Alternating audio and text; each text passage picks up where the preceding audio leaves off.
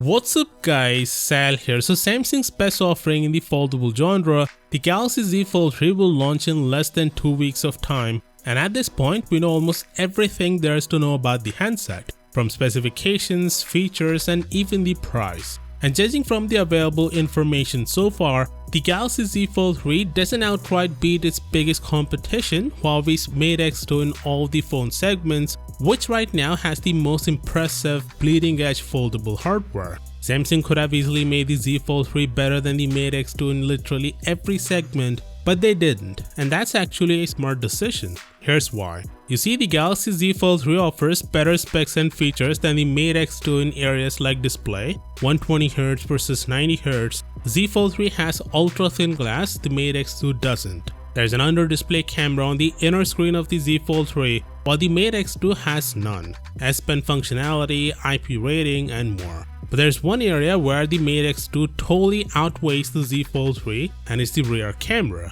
Huawei managed to cram a true flagship camera system, including a 10x periscope zoom lens into the Mate X2, as well as manufacture a hinge that folds completely flat without leaving a gap.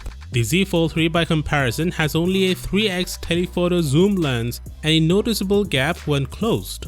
This means, just like last year, Samsung's foldable will have an inferior camera compared to not only its Ultra phones, but also compared to Huawei's foldables. But I think Samsung did this on purpose to broaden the appeal of their foldables by making them more accessible to average consumers. You see, if Samsung wanted to put the same camera on the Z Fold 3 that they have on the S21 Ultra, they could have easily done it. Because if Huawei can, then Samsung can do it as well. As it suggests, space really isn't a constraint on the foldables. But this camera hardware comes with a cost. For as impressive as Mate X2's camera is, the phone's $2,700 starting price would be a non-starter for most people. Samsung chose not to go with this camera setup, which is one of the reasons leading to a lower price tag, where we're hearing that the phone will be $300 to $400 cheaper than its predecessor. Also, not going with this big camera setup allowed Samsung to not only reduce the weight of the phone, but also the thickness as well, which is one of the biggest issues people had with foldable phones.